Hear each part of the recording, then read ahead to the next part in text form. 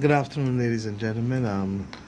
Let me thank you for coming on this Friday afternoon. It's not usual that we have press conferences on a Friday afternoon, but Cabinet was in fact held today, Friday, because as you are aware, the Attorney General and myself would have traveled to the Bahamas yesterday.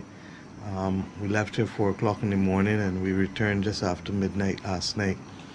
And we were able to visit with our colleagues and representatives of the Bahamian government and other regional organizations, along with the chairman of CARICOM. As you are aware, I am on the Bureau of CARICOM and will become chair of the Caribbean community in January for our rotation from January to June, and therefore would have accompanied as well.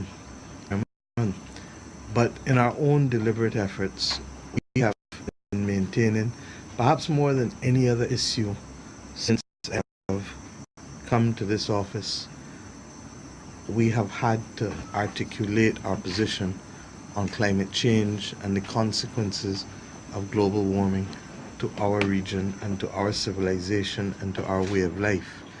I've been thinking about this a lot, and just now in discussion with Cabinet made the point that the world may well come to be regarded in the Caribbean. Our world will come to be regarded as BM and AM, before Maria and after Maria. Because in a very real sense, it was in 2017, and some may argue had Irma and Maria, but Maria is what, more than any other, prior to Dorian, would have caused the rest of the world to fully appreciate that the intensity of these hurricanes and systems which we are facing, along with other aspects of the consequences of climate change, which includes the sargassum weed, which is having a negative impact and in some cases a disastrous impact on some businesses throughout the region. And by the region, we don't only mean the countries of the English-speaking Caribbean, but we mean the entire Caribbean countries, and in fact, Mexico and others. All of the Caribbean states, for want of a better phrase. And Caribbean states include the southern states of the United States of America, and even some on the eastern seaboard. So that the bottom line is that we have reached a position where, if anything else, today is the signal that we have to move forward in a different manner in how we approach our problems to this new reality. This is our new norm. In fact, more than anything else yesterday, when they kept asking us questions, the Bahamian media and the international media with whom we spoke, we made the point, this is our new norm. And we have to be ready for any and all eventualities. That means that we're going to have to do things differently. And that is an exercise that, regrettably, it has taken the loss of lives and the tragedy and horror of Maria and now Dorian to reinforce. But I suspect that those people in the region who hitherto would have used the excuse of a hurricane watch or warning or tropical storm watch or warning to have a Lime or a FET will now understand that the days of hurricane Limes and tropical storm Limes really ought to be reserved only for the utter foolhardy and people who don't like themselves or their family. Because what we saw in Nassau was horrific, and what we heard with respect to the stories is equally heart-wrenching. There but for the grace of God goes I. And that statement has more meaning for us as Barbadians than at any other time, because where was Dorian first threatening? It was Barbados. And I have reflected that the last 2 weekends really, in my mind, stand out as the tale of two weekends with Dorian. Because the first Sunday and Monday, it was us at the end of August. And the last Sunday and Monday, it was the people of Abaco, Grand Bahama, and by wider extension, with the tropical storm winds, all of the Bahamas. And in both instances, Dorian behaved in ways that hitherto are not part of the norm. In the case of Barbados, the tale of Dorian was that this one was not dodging us, or we were not dodging that one, to put it better. It was not going to miss us like 99%, that this one was really coming at us. And Bajans saw it for themselves. And we waited, and we waited, and we waited. And what transpired did not in any way equate to what we know and understand what a tropical storm that was hovering on a Category 1 hurricane can bring and usually brings. What transpired was in fact far less rain and far less wind than we would otherwise have expected, such that, knock wood, thank God, we did not see the scale of destruction, property damage, or injury that might otherwise have been associated with that system. What we heard and what we understood from the meteorologists was that dry air was responsible for sucking the convection out, and therefore Barbados, in spite of the fact that it was fully in the sights of the storm, got off virtually unscathed from Dorian.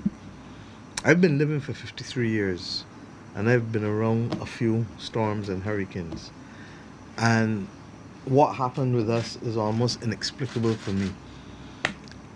The scientists have told us why, and some have even joked and argued that at last the Sahara dust has brought benefit to the people of Barbados, having been the subject of much much negative blame and consequences for how people with their sinuses deal with it over the years. But that Sahara dust was able to help create the dry air that effectively denuded the power of Dorian. Jump forward a week. And the same system that behaved differently with us behaved differently now in a different way. It went into waters, first of all, by not going over Puerto Rico and the mountains in Puerto Rico. It was able to retain its strength, but it then went into waters that are significantly warmer than they might otherwise have been, creating the perfect opportunities, along with the other things like wind shear and high pressure systems and the absence of a steering current and all of that we've now learned about from the meteorologists. But worse than all of that absence of that steering system led to what? That it sat over Abaco and Grand Bahama for almost, a 36-hour period, in circumstances when these things normally move at 8 miles per hour, 10 miles per hour. When it was down by us, it was moving at 12 miles per hour. It didn't even move at 1 mile per hour at one point. It just sat stationary. And when you hear the stories of what that meant for people describing it as sledgehammers not stopping, or as if they were in some kind of atomic bomb experience, and that the noise and the wind and the gust just unrelenting. Now you can imagine pain for a half hour or hour or two. Imagine that noise and the horror and everything else, and we haven't even started to add to that storm surge on low-lying countries. What is Barbados but a low-lying country? What is Bridgetown? What are the other areas that we face? So that all of that I've come to say because CNN will report to you the horror. CMC will report to you and show you the images of the horror. Social media will also do that for you. Our duty, however, is not simply to share what we saw. Our duty is to determine how we move forward. Because to sit and do nothing would be to leave our people, not just in Barbados, but the entire region, vulnerable to a fate that is worse than war. And we have a responsibility, therefore, as Caribbean people, to start to redefine how we live and how we bolster our resilience for what is clearly a new norm. My government, therefore, is going to do a number of things. First and foremost, start to engage Barbadians that appreciate that how we build has to change. One of the things that came out clearly in Nassau was that a lot of the older houses, and the AG can confirm, the ones on stilts, for example, because if you're living on a low-lying island that basically has no elevations and that storm surge is going to come through, when you have the stilts, what happens? The water goes through and under. But when we want to start to look pretty and we're doing everything without reference to the risk and to functionality, to ventilation and to protection and to resilience, then we run into problems. In 1955, when Janet hit Barbados, I am told that I wasn't born, a full 10 years before. And some of you may have heard me say it, and I repeat it because it has to be repeated. We lost a number of houses in this country. There was even a shelter, I am told, that people went to where more than 20 people lost their lives because the shelter was a church that was eventually taken out by Janet. And some of you journalists may want to do the research into these things. But what happened afterwards was that so many people lost their house roofs that there was a shortage of skills, and in particular carpenters. And you talk to older Barbadians across the board and they tell you that because of that and because of the urgency of wanting to return to normalcy, people built houses with the help of ordinary friends and family. And those friends and family who helped build the houses, who couldn't work out how to do the trusses and the physics of roofs and gable roofs or hip roofs, as I'm sure none of us who've ever built a house can do today either. What became a temporary fix, and the category of person who did it, who became known as a storm carpenter, because they were not real carpenters, became the norm for the country. Now I'm counting on you young people in this room to help spread that message. Because what the country then did for the next 60 years is to build flat roofs. Now how many times have we seen in previous systems, Thomas and others, and you're going in north and houses lost their roofs and are all rickety. There's one in Speightstown that I remember in particular that looked as though if you touch it the house would have fallen. But the house withstood everything. And it had the traditional gable roofs. And in those gables, what do you have? Windows, fixed louvers. Fixed louvers because the wind does what? Come in and go out. My father used to tell me as a child that it was the cowshed principle. Wind comes in on the east and goes out on the west. The AG and I just looked at this building coming down to you. When this building was built, where you see glass blocks now on the steps would have been the decorative blocks that we all now have blocked up. Look at it in here to accommodate that. Long before my time, air conditioner. So that if wind comes in and can't get out, what does it do? The pressure lifts everything. So in the manifesto, we talked about our seminal capital transformation project, which is Roofs to Reefs. And that's going to take more than a decade, because we didn't get here, as you just heard me, even in 10 years. We got here over 60 years. And we have to change, therefore, starting with all new build. When you go to Bermuda, what do you see? The same types of roofs, because they are trying to deal with two things at the very least, apart from the aesthetics, which makes it absolutely charming.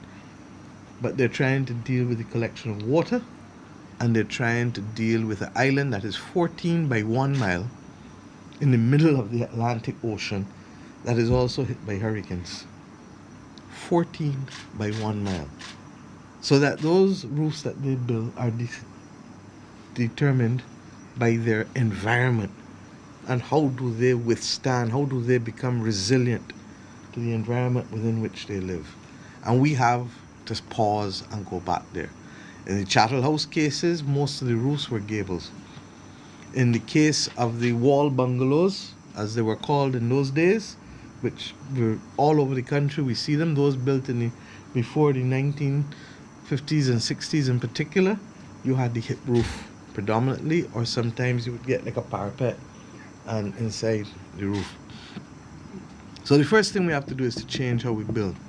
Cabinet today agreed that the Minister of Housing would issue a request for proposals, and we would have a town hall meeting with the architects and engineers, I hope a week from Monday, that will allow us to be able to start the process and to alert them that in the same way that almost every house built by low-income people in Barbados has the same house design. You ever study it? For the last 50, 60 years, that we need to do our people and ourselves a favor and to put out at least 3 or 4 house designs for low-income people and 3 or 4 house designs for lower middle income people. Okay? And then we need to have the Ministry of Public Affairs, once that contest is won as to whose designs we take from the architects and the engineers, that we need also, separate from what government sponsors as public housing, that we need to have the Ministry of Public Affairs do some videos, and the Ministry of Education and Training do the training, so that our artisans and people who want to build on their own are given the tools to be able to prepare themselves for this new reality. That is point one, changing how we build. And we will, at the appropriate time, also work out how best we handle it from a regulatory perspective with town planning, as well as the new buildings authority, the building code, which we accept that if we were to try to be able to approve every single house design, there would be bureaucratic tyranny in this country. So that we need to be able, particularly with those over a certain size, to shift the liability to the professionals, the engineers, the architects, the quantity surveyors, who have a duty of care anyhow, as the Attorney General would tell you, to their clients to be able to build to certain specs. We have to do it as well for earthquakes, because the notion that Barbados is not vulnerable to earthquakes was put to rest for this current generation from 2007 and then again here recently, in a way that those who lived between the 1940s and 2007 would not have experienced a hurricane. The second thing, however, that we have to do is to clean up. When the hurricane warning, or watch for that matter, it was watch, was put in place, the tropical storm watch, we set about to fast forwarding some of the work that the Ministry of Public Works would have been doing and continue to do, because let us tell the truth as well, Dorian came in August. And one of the examples of the new norm is that those things that we could have said wait till September as opposed to an October, June too soon, July stand by, August they used to tell you a must. But in our life, when did we ever see a hurricane in August of this ilk? September, remember, October, and now we're told that the all over is November 30th. So for us, November 30th will not only be Independence Day, but it is a freedom of the mind under pressure from the tyranny of the weather systems. So that the season has gotten longer as well and more intense. It means then that we have to be ready. And I want to ask Barbadians to think back to what their grandparents and great grandparents had to do. Because there was no radiodiffusion that would advise them. There was no meteorological services that would have advised them that a system was coming. You go home, you asleep at night, and all of a sudden you start to hear wind whirling outside.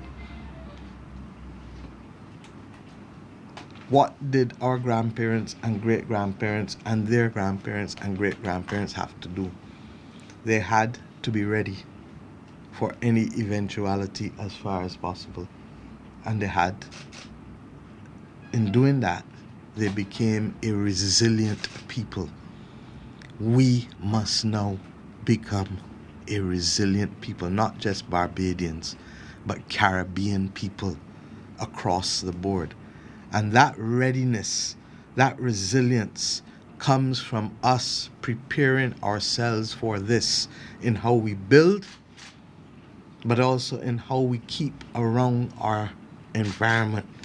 So that bush, my pet peeve, I've asked the Attorney General to move with dispatch for us to put a framework for ticketing, and he can speak more to it before we leave, for just rather than simply fines before the criminal court. But we're not interested really in making anybody a criminal. What are we interested in? That you clean up. And if you don't clean up, well, you must pay something to allow us to go and do it for you. It's as simple as that. I don't want to make anybody a criminal. He doesn't want to make anybody a criminal. But we want all the alleys, all the canals, all the water courses, all at you. Because one blow is do what? Kill old cow. We want everybody to just keep around you. To the front, to the side, to behind you. Keep it clean. And we want you to remove all missiles. And to that extent, we are opening back up, as we told you, Bagatelle. And we hope to have a similar bulky waste site for dumping soon also in the south of the island. Because the heavy cleanup must be now, because we know that very few people cleaned up for the last few years, and the government certainly did not do it. And Bagatelle was closed for 5-6 years? So that the amount of old fridges and old stoves and old washing machines and other things that can be missiles. You've seen the kinds of things that flew around in the Bahamas. And in the Bahamas, what went was not just wooden houses, the kind of wall houses, the kind of wall structures. Because remember, water is what? Water is coming at you with a force. That's why tsunamis, which is the extreme version of storm surge, is so destructive. And in the case of Nassau, of Abaco, the settlement where the Haitians lived, called the Mud, is as flat as the floor that you're seeing. No people lived in there. And how many? Enough. I don't know the exact number because I'm not sure that they know the exact number, but enough. Barbadians will understand what I mean, and Caribbean people when I say enough. Enough. I know where to go now. So the cleaning up is absolutely critical, because the cleaning up leads to flooding. And storm surge may be one way in which people can die, but people in Barbados know with Karoo that flooding doesn't only happen coming from storm surge, but flooding happens also when gullies, and Barbados has more gullies than anything else. They say we have a gully for each day of the year, just like Dominica has a river for each day of the year. When those gullies are blocked, what happens? Pressure build up, and when the water come down, look what happened to Karoo that fateful night when we had the water. I will never forget, because it was the same night that we were in the ministry till 4 o'clock in the morning, finishing up the white paper on education reform. And we left the ministry when the rain started, only to wake up to hear about Karoo's death the next day. So cleaning up is critical. And the government will do its part, NCC will do its part, MTW will do its part, but with the best will in the world, the government, NCC, MTW cannot do it all. But the country can do it. And the country does it by Sandy, you cleaning up, by you which floods out there, by Howard's Land, not Howard's Land, Howard's Supermarket, Bush Hall Main Road. You look hard, what happens? If that has plastic blocking the drains and the wells out there, you got 2-3 feet of water, and you can't pass that one patch on Bush Hall Main Road, and it's as much a function of how we live as anything else. We've put in an additional well there now at the corner. Hopefully it will help, but we don't know, and it can't help if people go and block it with garbage or plastic or concrete bags or thing. And I can forget about the adults a little bit and go to the children of this nation, and I hope that you all carry this for the children, not tomorrow but next week or whenever they're listening, because I want the children of Barbados, because it's your world that we're protecting, I want the children of Barbados to become the premier litter police for this country. And if you see your mother, your father, your grandmother, your grandfather, your uncle, your aunt, whoever, your teacher, remind them very politely, don't be rude, but remind them that you can't love me if you want to litter in my country. You can't want better for me if you want to litter in my country. You can't want, Shane, a Barbados for your son to be good if we have people blocking up and doing the things that they shouldn't do. And at a different level, because Barbados does not produce the level of sugarcane that it used to, it means that a lot of our plantations also have run to bush, and a lot of the cleaning and husbandry that used to take place in preparing for planting and the crop and everything doesn't now take place in the same way. So that the cuscus grass used to make sure that the mud didn't run on, the soil didn't run on the road. The cleaning of the wells used to make sure that the flooding didn't take place there.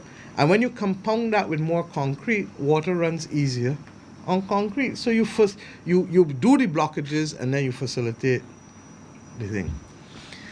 And then apart from cleanup, how we build must change, how we clean up must change. But here we now have to go beyond our borders. They say no man is an island. Well, this battle cannot be won alone by one island. But what we do know is that we in the region must take responsibility for our own affairs. We welcome and indeed we want the outside assistance.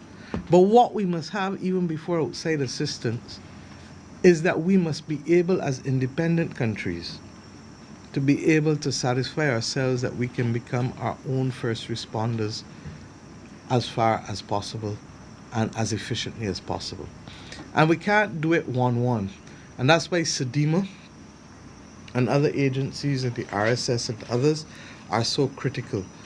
We have to be prepared to stand with each other, because it's only a question of when. Today is Bahamas. 2017 was Bermuda, was Dominica, was British Virgin Islands, was St. Martin. The Premier of St. Martin has come here twice. Yesterday I was with the Premier from Turks and Caicos. Tortola was a wreck in 2017. We saw the boats in Tortola looking like what, little toy boats? Like, oh, you have toy boats and toy cars. And they were all like if a little child just took them and arranged them. So what we know is that we have, as Caribbean people and as Caribbean nations, to be there with one another. The difficulty is that even with us doing that, we have to go beyond the resources of government and to allow, first and foremost, one, our populations to know that old saying. What was that old saying that we learned as a child? That you have to do what? Save for what? You all finish it before I could even finish it. Save for a rainy day. That those habits have to come back again at the individual household level. First thing.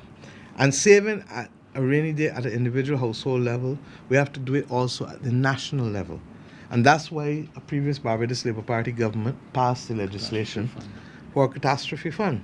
And we're going to have to revisit it because I'm satisfied that even the rate at which it is accumulating is not sufficiently fast, given what we have to face. But even with all of that, it is unlikely to be enough, because once insurance claims start to come in the Bahamas, what do you think is going to happen to insurance premiums? Up, up, up. And it is largely because the pool is too small. My government, therefore, is going to, over the course of the next few months, work to stage in Barbados an international colloquium, inviting not just members and other representatives from the region in government, but also those on other frontline states to this new reality. If you look at it, the governors of the states moving from Texas right across to Florida in the Gulf, and those moving from Florida on the eastern seaboard right up to New England on the eastern seaboard, and even those in the provinces in Canada on the eastern seaboard are at risk, even though we accept that those at the outer edges are less likely, like Barbados, to experience it. The countries in Central America are equally affected. Mexico, Belize, Honduras, etc. And then the mayors of a number of key cities are equally affected. And we have come to accept, therefore, that what we have to do is to enlarge the pool of insurance in order to ensure that insurance remains relevant and affordable for us as citizens living in this part of the world. Make no mistake about it, we understand that we are on the front line of the battle, even though we did not cause it. It is not us, we don't have enough industrial production to have made holes in the ozone layer or to cause global warming. But we know that if the Earth's temperatures rise beyond 1.5 degrees, that we are going to see even worse consequences. Your children and your grandchildren. And that's why the allies for me in this battle are not simply the governments of the world, but the children and young people of the world. And I am making bold to say that we are not going to be constrained by the geographical boundaries of Barbados in seeking to raise support for the changes that have to come about. Our target is a global audience, and our target equally are Caribbean-based governments and institutions, whether of countries or of states or of provinces or of towns and cities, because that's where the action is taken at the municipal level, at the state level, and then of course at the federal level. But equally, like all great battles, you don't win it straight off. And when the church was being built, the failure of those who surrounded the church To accept the validity and the wisdom of what they were trying to do meant that in the Bible we read that where 2 or 3 are gathered, in His name, there is worthiness in the effort. So Barbados expects and anticipates that not everyone will convert, because if they had, the world would not now be facing these diabolical consequences. In Zimbabwe, as we speak, Zimbabwe this year has had floods, and now it is in the middle of a drought. California and parts of Europe have seen some of the most horrific fires that cause people to lose their lives and all of their property. And I don't know which is worse, to die by fire or to die from waves, water. But both are horrific. So that we can sit back here and wait for somebody to bring a solution as Caribbean people, or we can take responsibility for our destiny. And there is no doubt in my mind after seeing what we saw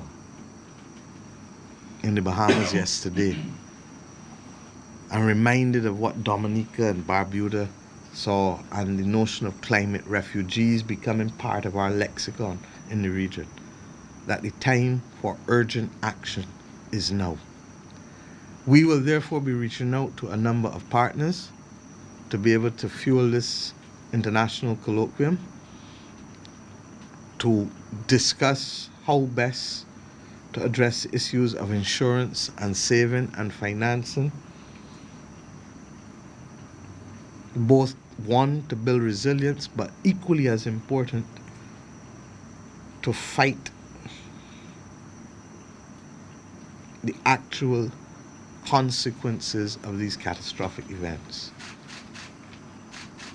Because if we don't plan for it at a policy level, from a financing perspective, we're not going to be able to get through. The CRIF, Caribbean Catastrophe Fund, which last year you would have seen us receive some money for Tropical Storm Kurt, exists, and it helps a little bit.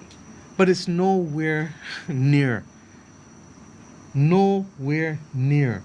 Our own domestic catastrophe fund and others, I'm sure, have similar arrangements. It is nowhere near what is needed.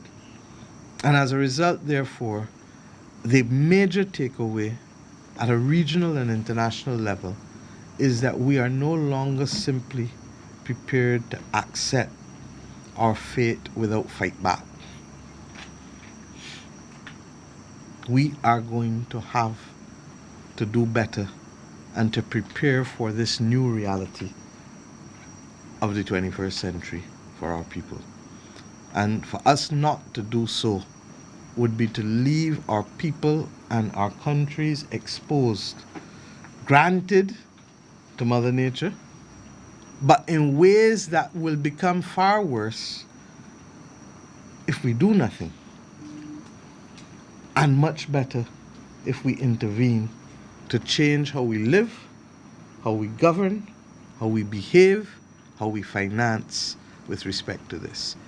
Simply to reflect on the tragedy of the circumstances is to accept that we must perpetually become victims, and eventually our civilization will be obliterated. That is not what any of us were born to do. Not you, not me, not any of us. And if Barbados has to start it, we will. And if we have to be able to ask others to join, we will. And if it takes time, and I am no longer in this chair and others are continuing, we shall. But this is our new reality in the region. So I look forward to being able to give you more details as we unfold the plans for this colloquium. I intend to speak to a number of regional and international leaders and bodies for us to plan to have this intervention. We have already, in the restructuring of our bonds, when we restructured our debt, domestic debt last year, we took the opportunity to include a natural disaster clause. There are very few financial instruments or bonds in the region. Grenada did it when they restructured their debt too. And what that means is that if a storm or a hurricane of a certain size or scale hits us, that we will be able to postpone for 2 years the payment of principal, and that we will postpone the payment of interest but capitalize the interest for those 2 years and put it on to the back end of the loan. So what do you get? You get little elbow room for 2 years to spend the money that you would have spent on debt in the rebuilding of the country. And that is what you need when you have a tragedy. When you have a difficulty home at you, money that you would have used to pay the insurance or to buy something that you needed to, a washing machine that you were going to replace, you got to put it one side and use the other money now to fix the hole in the roof or the windows that broken because of the storm, to stop you from getting wet when the day come or when the night come. And all we've done is to transfer that form of behavior. And now Barbados's domestic debt bonds, which is about 80% of our domestic debt, now has those clauses. We are trying to do the same with our restructured commercial foreign debt too, because it makes sense. And let me tell you why. We can either do it orderly or it will happen in a disorderly fashion. Because if the place get mashed up, how you gonna find money to pay the debt? And that's why in most contracts you also have force majeure clauses, because we accept that what is the lawyers call an act of God can disturb the flow of an event.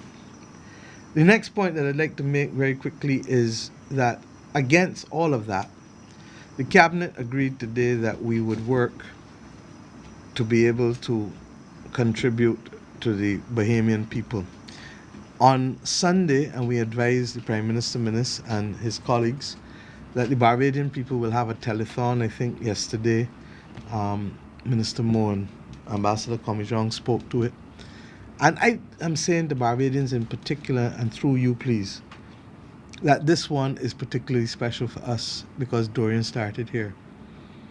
And we more than anyone else know, even more than the people in the Carolinas and elsewhere where Dorian has continued to go, that we got off virtually unscathed from Dorian.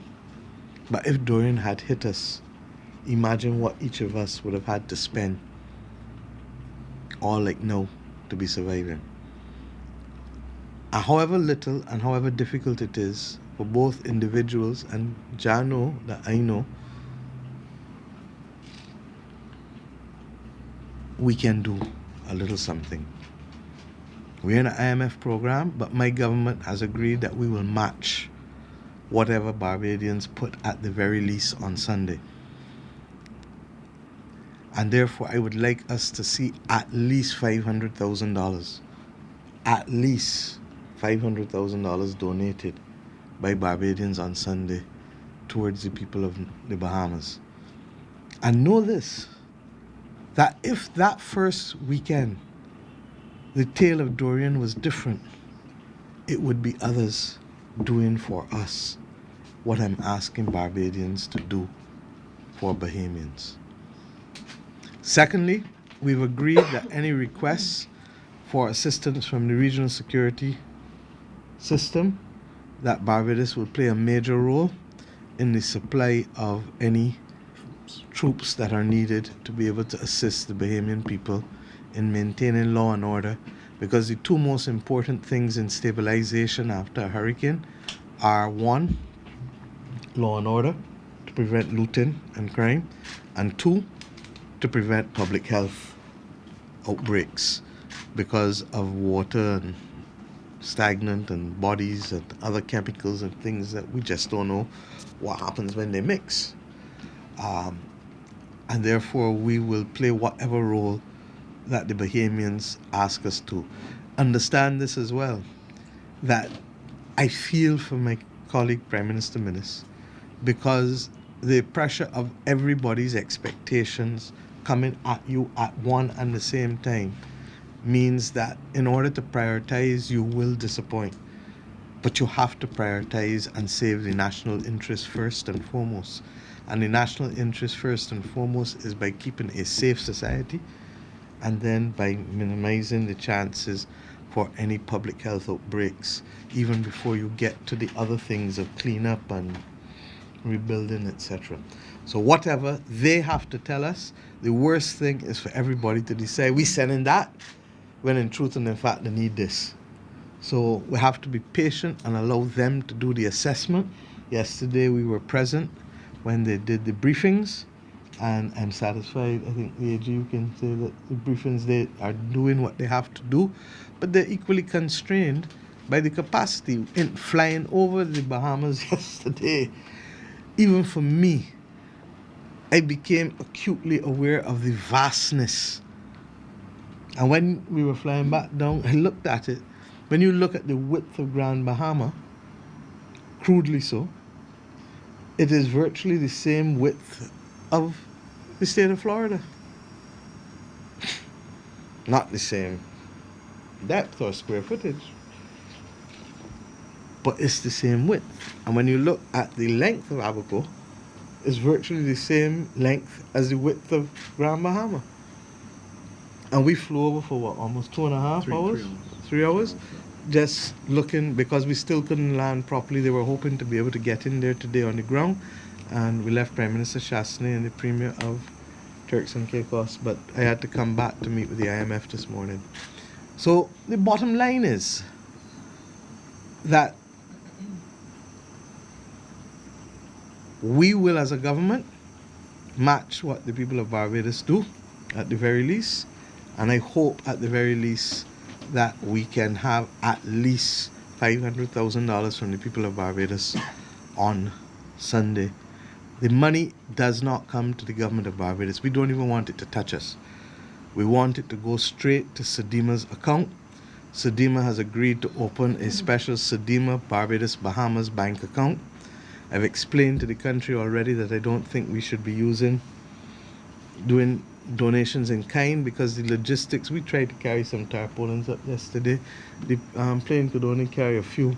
But the bottom line is that what they need now really is cash to be able to do a lot of the things that they need to do. So our contribution will be monetary, matching our people at the very least, and it will also be technical and manpower in terms of any support services that are required. And we will await any further requests, should it arise, based on the outcome of their needs assessment, which is really only now being conducted because of the complexity of being able to conduct that. If it was one landmass, you send some people up there, or send a boat round, and boom, boom, boom, boom, boom. It's not that simple in the Bahamas, and we have to give them time to be able to do it. When I see the international media goading people and trying to say, oh, and the government isn't doing this and the government isn't doing that, and in truth and in fact, when you get on the ground, you realize that the government is doing a lot more than people are trying to suggest. I have some sympathy and empathy for my colleague and for the people of the Bahamas. Against that background, therefore, I ask us to recognize that our future will be different, as I've said, but at the same time, let us play our part in supporting those who need our assistance as we go forward. The rains yesterday afternoon reminded us that our difficulties don't only come in the form of structured storms, but that, as I said, we have to be ready for any eventuality. And that's a partnership. And why have I spoken this long? Because at the end of the day, the people of Barbados have to understand through you the logic of what we are doing and what we're asking. And the people of the Caribbean and wider have to understand through you the logic of why we are saying that our reality must be different, and that we have, as a region now, to change how we build, to change how we clean up around us, to change how we finance and prepare for the financing of, one, becoming more resilient, but two, also fighting the battles after the catastrophe. It is why we want roofs to reefs to be characteristic of our term as a government, because each of us who do not have roofs that are adequate, we will have to work with you by showing you the designs, by helping you to save on a lot of that technical work, the money you would have to spend.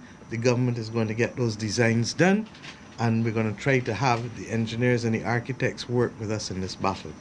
But at the same time, we're going to have to work with the banks and the financial sector and the credit unions to allow a lot of you to be able to change out your roofs, because you're going to pay for a disaster before or after. And it is far cheaper to pay for it before. Not to mention, it is far easier to protect your life and yourself from injury if you make sure that that roof stays on. If it goes in the storm, you're at risk. And all that you own in that house is at risk. So if instead of doing something else, you got to change your roof, make that the priority. If you got to put in a water tank, as we're asking people to do, and to work with the water authority, and we're trying to put the mechanisms in place where the water authority can help people to get the water tanks, you do. And why? Don't let us fool ourselves. Part of the problem that we face in this country as a water scarce country is a global issue. Go on YouTube and look for the documentary or Netflix that talks about the global crisis in groundwater. And you will see the same problem in India, the same problem in Peru, the same problem in Kansas, the same problem in Morocco, where we just came from, where we went and visited the Water Museum. And part of the difficulty is that we are extracting groundwater as a population in the world far quicker, at a far quicker rate than it's being replenished.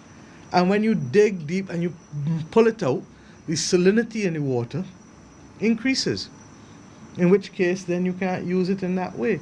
So that's why you see the proliferation of desalination plants and other things, because the groundwater is being affected globally.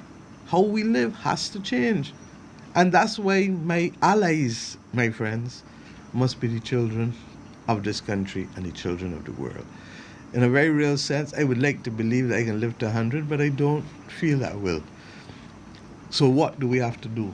Build a bridge for those who will be here 40 and 50 and 60 years from now. AG, I've said a lot, but there are some things that I think from a legal perspective, and just your general comments, because without us using the law to move from a governmental response to a national response, we're not going to be in a position to win this battle.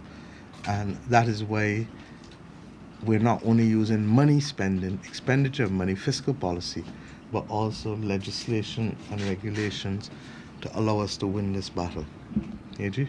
Yeah, thank you very much, Prime Minister. In relation to Bahamas, I would only want to observe that it was truly a tragic scene. But the one advantage that I think the Bahamas has going for it is that New Providence Island, which is where Nassau is largely untouched. So what we saw when we landed was a government shell-shocked, but it might have been a government that could still function because they had a space, airports, banks, a whole infrastructure that was still fully operational. We wouldn't have that luxury in Barbados if Barbados suffered that kind of hit. Just about everything would be gone, and I think it's important for us to reflect on that. In terms of the kind of legislative framework that we would want to implement to ensure that the needed things get done in Barbados, perhaps the centerpiece of it would be some amendments to our health service regulations, which date back to 1969.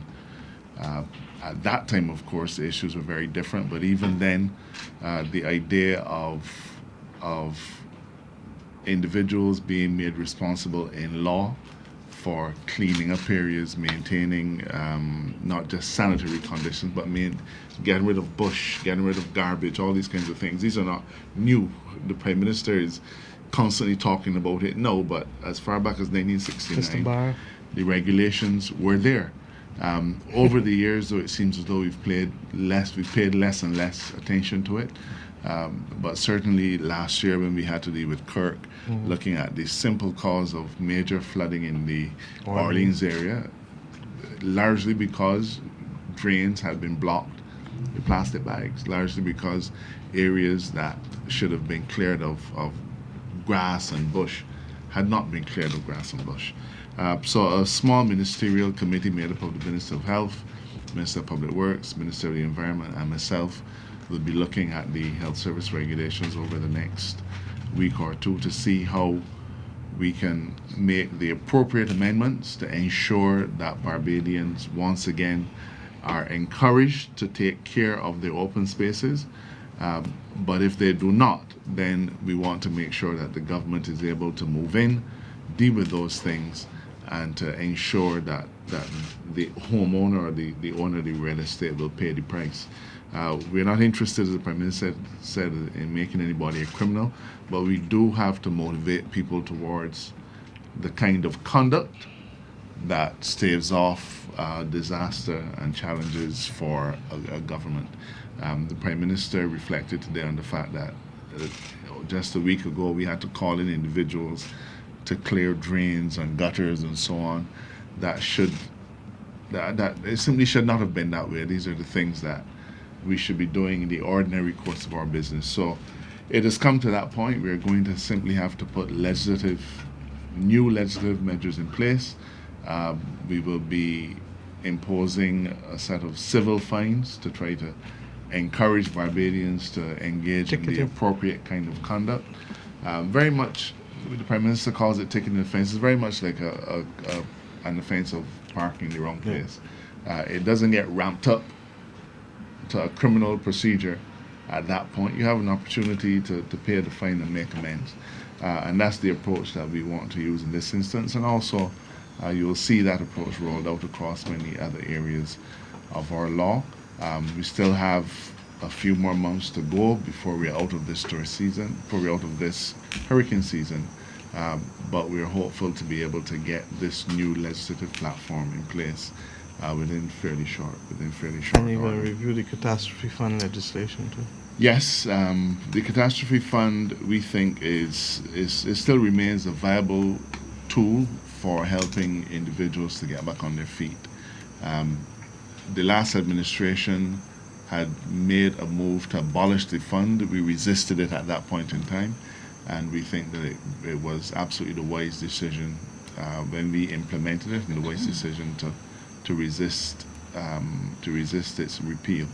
You might not remember, but the Catastrophe Fund is governed by a piece of legislation which provides that if a catastrophe, whether it's in the form of a fire, a hurricane, a flood, whatever it is, causes an individual to substantially lose their home, they would be able to apply to the fund in the event that they have no insurance so that they can get themselves back on their feet. One of the important things must always be that individuals must have avenues to help themselves first, so that the central government would always be free to help those who simply don't have the opportunity to do so. And that fund, we're going to reactivate that. I think it still has a fair amount of dollars in over it. 30 million. But that's still in not a hard enough. hit situation, $30 million, believe me, drop. will not go very far. I think the point you made about the insurance, helping yourself first, and that's why, if I had to give you one takeaway from this press briefing, it's really on the insurance, because that's the big one that threatens to capsize our civilization. The English-speaking Caribbean is simply too small in terms of population and size to give us the size of the pool that is necessary to face the kinds of continuous risk that we face now, simply every year for at least 4 months of the year. You understand that 1/3 of the year, every year, you are at risk. Now that's a hell of a thing. So how do you minimize that risk? You become resilient, you change how we build, you change how we clean up, you change those other things. But we will never have the money to rebuild sufficiently if we don't change the size of the pool of insurance. And that means that we need to be talking to the people from Texas, Louisiana, Georgia, Florida, the Carolinas, going right up Virginia, Mexico, Honduras, Dominican Republic, Cuba. You getting me? Colombia. We need. Well, no, Colombia is too far south. Sorry. Because really and truly, after Barbados, luckily, and Tobago, Trinidad and Suriname and Guyana are virtually unscathed when it comes to the risk of hurricanes. So the ones above us, and then as far west as Central America, and as far north as the coastal states of the United States of America and the provinces of the eastern seaboard of Canada. Those are the frontline states and cities. And so we need that pool, final that word on insurance that pool is, and that colloquium. It was quite evident that the government of the Bahamas has in mind that they're going to be looking towards the proceeds of those insurance policies being put back into the economy in very short order, so as to be able to begin to see economic activity in those devastated regions. Fortunately for them, given the kind of homes and the average worth of the individuals who would have been affected, most of those properties would have been. Some of the Abaco, but not the settlement camps. No, the settlement camp was a squatter settlement basically, but because of the high rate of insurance, they have something to look forward to. The other matter that I am going to mention to you, though we're asking that We'll do that after. Oh, sorry. Okay. Because we're going live now. There's one matter I'm asking the media to stay on so we can share some information on you on another matter which we'll embargo till tomorrow night, and then you can announce on Sunday. Are there any questions for us? I just want to mention on CBC News. Prime Minister Motley, I felt when you said that Barbados is now bearing the brunt of a natural crisis that we did not create. Mm-hmm.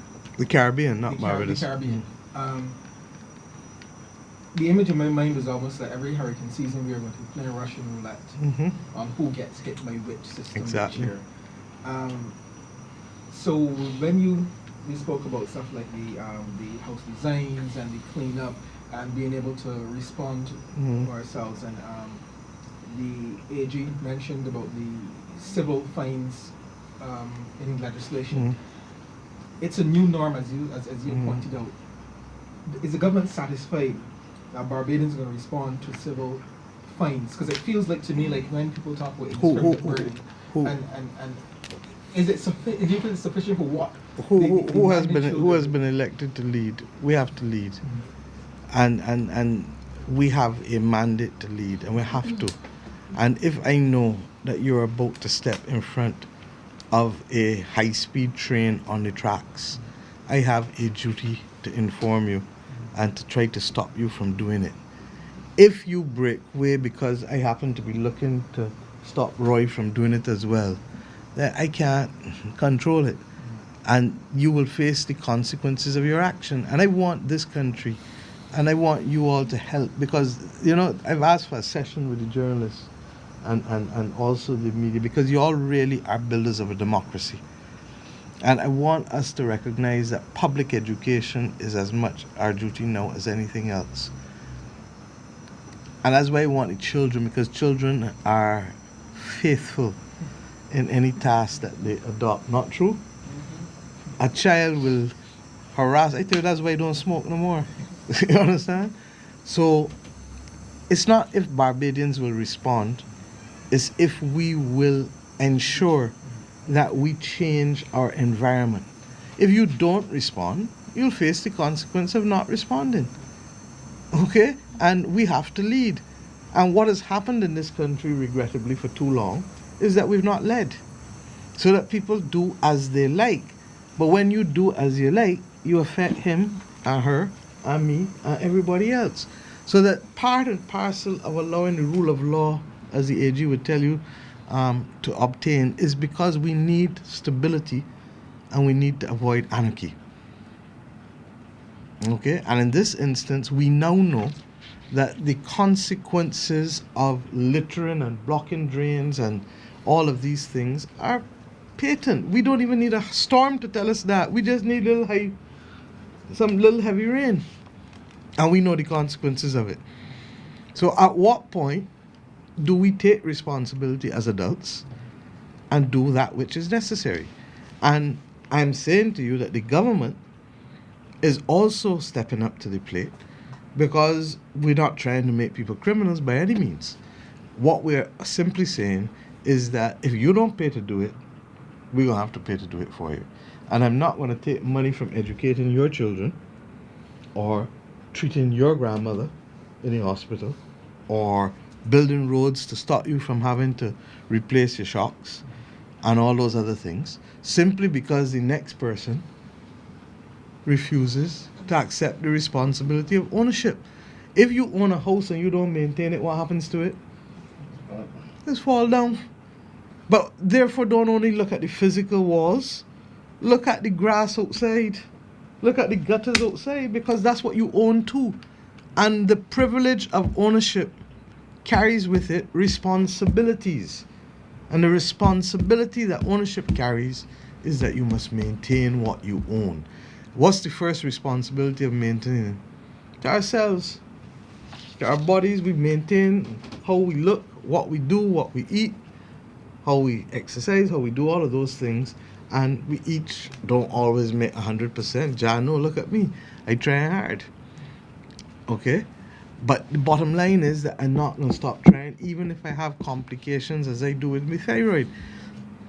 Okay? So that the lesson in is it stay the course and recognize that we don't only live in this country for ourselves. We live among people, our family, our community, and the nation. I got the sense too that you might have been wondering whether the civil penalty element of it is appropriate in the circumstances. Is that correct? I don't think it would be appropriate, but I just mean people's psyche. I mean that they're not ready for it. Yeah. But the law now. Because what he's trying to tell you is that people complain about everything. Yes. Yeah, they are. But the law as it stands says if you allow bush to grow on your land and it's a nuisance, you're liable to a fine of $5,000. But to be practical, that requires a prosecution and to get in magistrate's court, which takes up time. It helps to create more problems of backlog in our judicial system. The world over, people live in communities where if they don't cut their lawn, they know that they're going to receive a fine for it, and they routinely go and cut their lawn. I'm sure we all have relatives who live in that kind of environment. And we go to Toronto, or we go to the States, or we go to Europe, and we do it. Yeah, but it reduces the administrative backlog. It takes pressure off the court system. It takes pressure off our police, off our public servants. We have public health inspectors. They can make the assessment, issue you with a ticket.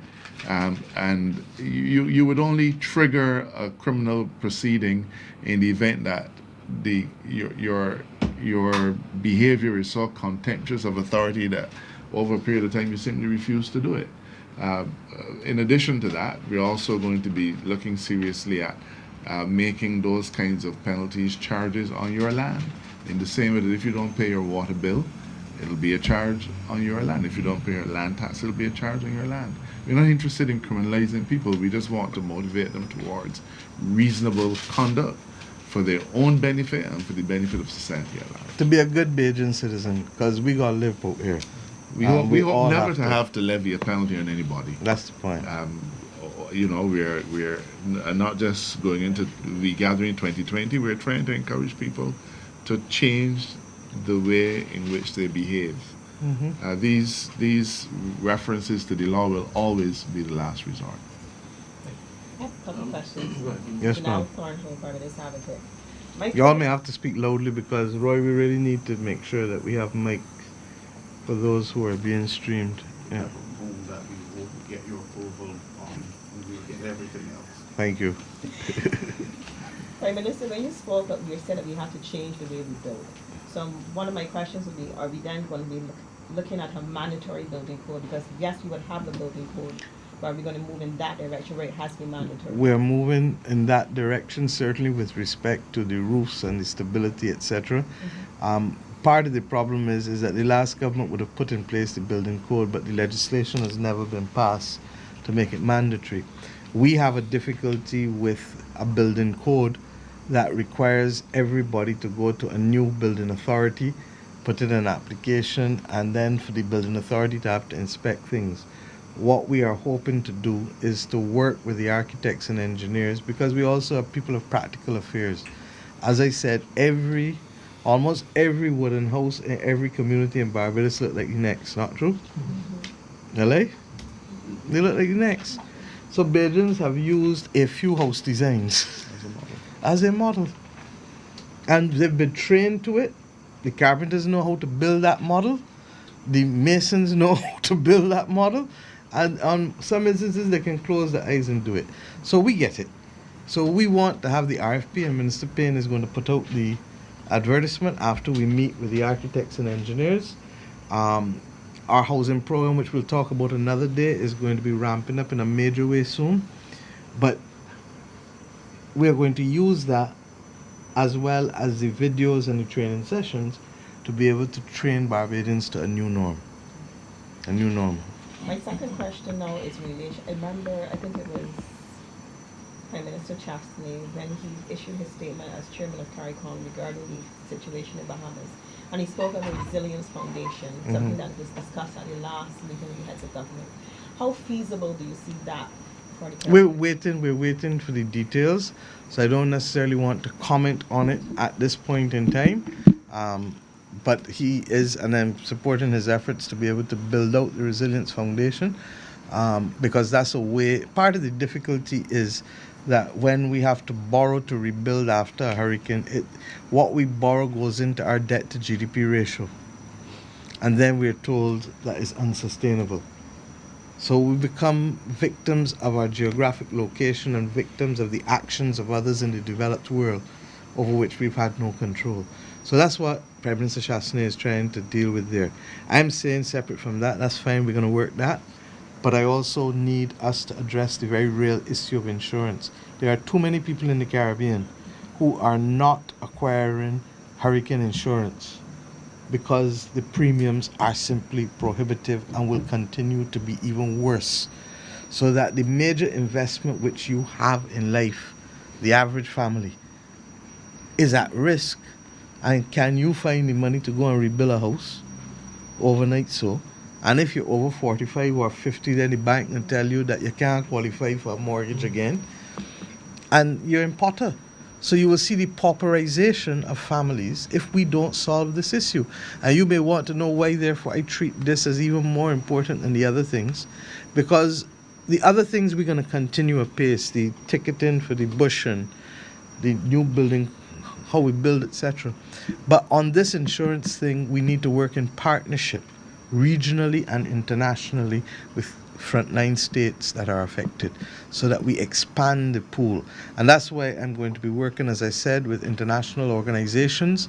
I first raised this issue at a meeting that we had with the IMF a couple months ago, and the World Bank, and with a lot of the other international financial, the American Development Bank and other organizations there. But I'm satisfied that it can no longer be an issue that we talk about in conferences or in tangentially in meetings, and that we need to have a specific engagement, and that's why I call it a colloquium, where we discuss this, and out of this comes a series of policy measures and things that can be executed to make insurance more affordable, ultimately against the risk, the increased risk that we're facing, and to be able to allow us to save more for that rainy day that we are certain will come. The only question is when it comes. And secondly, to recognize that what we save, we need to do in a cooperative fashion, so that in a meet-in turn way. Why do we use a meet-in turn? To use a meet-in turn, you need 4, 5, 6, 7, 8, how many ever of us?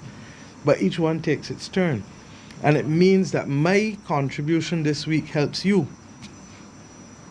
Your contribution next week helps me. So that whatever we save for ourselves, we must keep a little piece to be able to help one another regionally. Because what we have as our own in each case nationally is insufficient to meet the consequences of these catastrophic storms. We just don't have it alone on our own. Oh, okay. And that's why I also talk about us being Caribbean as first responders. So working with SEDEMA and the RSS, we have to go in there and we have to order our business that also have the kind of equipment and the kind of skill sets that if the others come, I welcome the British, I welcome the French, I welcome the Americans, I welcome everyone. But at the end of the day, when we became independent, what did we do? We assume responsibility for ourselves. And as Caribbean people, brothers and sisters, we have to work in a family. What your mother and fathers tell you, don't forget about your brother. When they go along, don't forget about your sister. Not true? I want to know that you're taking care of each other when they go along. It's the same principle. From Bahamas in the north to Guyana and Suriname in the south. From Barbados in the east to Belize in the west. We have to take care of each other. Rachel, going back to the issue of cleaning, generally, as far as I know, if I have a lot next door to me where the bush has been overgrown and people have been dumping and that sort of stuff, I could usually call the polyclinics to come and assist. In recent times, that has stopped. Mm-hmm. Along with what is going to be put in place, will they also be coming back on board, or that is no longer an avenue to explore in terms of cleaning up and What we're talking about will be updating and upgrading the health services regulations, and those regulations are administered by the public health officers. So we're not changing any of those structures; those will still remain the same. But we are now, rather than making this the responsibility of the public health officers to come out and then start a whole process, we are looking to put the burden more on the householder. But the public health inspectors will still play a vital role in this, and they're still at the polyclinics. And I think your broader question too is not so much the polyclinics alone, but SSA too and others. Where we can help, those who can't help themselves, we will, in addition. But it cannot be the primary and only way, as the AG said, for the collection of garbage. We need people to do for themselves first, and then we will also help do. Yeah? I have one more question. All like Friday evening press conferences. Cabinet isn't finished. Yeah, we go back up to cabinet too. Just a short. You're telling us that this is a new norm. 4 months of the year, we're seeing more activity, but we've also seen systems forming as early as April. We had a year where there was severe rain in December. So it's almost as if there's a 12-month period now. There's no hurricane season. I thank you for making the point, because what you're really saying is that outside of hurricanes, there are other climatic events that happen that can make life worse for us. And perhaps the worst of all is the drought that we're going through, because we too are going through a drought. Okay? So, and in fact, Cabinet agreed to extend the drought conditions, the drought mitigation measures for another 2 months. It's 2 months today, from the beginning of September, going forward. Okay? Because we accept that we're going through that. So I thank you for reinforcing my point. That is really not just a 4-month vigilance, but a 12-month vigilance that's required. All right? Anything else? We good? I want to wish you all a good weekend. I promise not to make Friday evening press conferences in the new norm. But on this occasion, I think you and all of us agree that the visit yesterday was virtually mandatory on our part. And we end by saying that I want Barbadians to sleep for the next 2 nights and to think how best we can reflect our support, while at the same time giving thanks for our blessings not to have been more seriously affected. And once the country whatever the country does, we will try to at least match it, because we need to be able to get those funds to our brothers and sisters in the Bahamas. Okay, thank you very much.